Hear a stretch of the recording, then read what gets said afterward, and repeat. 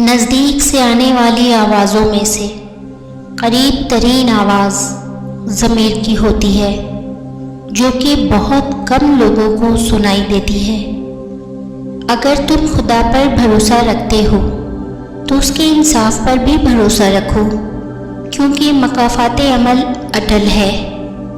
حق کے راستے میں سب سے بڑی سختی یہ آتی ہے کہ انسان تنہا رہ جاتا ہے۔ ہر وقت اپنے تن اور من کو صاف رکھو، کیا خبر کس وقت اللہ سے ملاقات ہو جائے۔ مشکلیں حل ہو جایا کرتی ہیں، راستے بھی نکل آتے ہیں، بس انسان کا یقین مضبوط ہونا چاہیے۔ اللہ کی محبت کی اس سے بڑھ کر اور کیا دلیل چاہیے کہ اتنے گناہوں کے بعد بھی وہ ہمیں ڈھانپ کر لوگوں میں عزت دیتا ہے۔ کس کس کو راضی کرو گے؟ بس ایک رب کو راضی کر لو، سارے مسئلے حل ہو جائیں گے۔ ہم سب اپنی انا کی وجہ سے ایک دوسرے سے روٹھے رہتے ہیں، ورنہ ہمارے اندر کا انسان صلح چاہتا ہے۔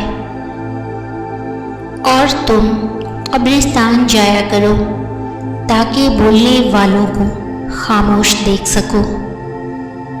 اللہ کے خوف سے گرنے والا آنسو بے شک چھوٹا کیوں نہ ہو، لیکن اس میں اتنی طاقت ہوتی ہے کہ وہ سمندر کے برابر گناہ مٹا دیتا ہے۔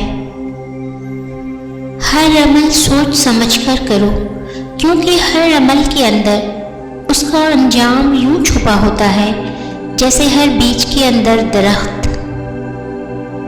وہ اللہ جانتا ہے دلوں کے حال بھی، خیالوں کے راز بھی۔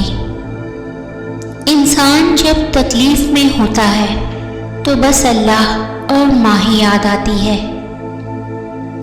کبھی آپ نے سوچا ہے کہ اللہ نے مٹی جیسی حقیر چیز سے انسان جیسی بہترین مخلوق کیوں بنائی؟ وہ پھولوں کی پتیوں سے بھی تو بنا سکتا تھا۔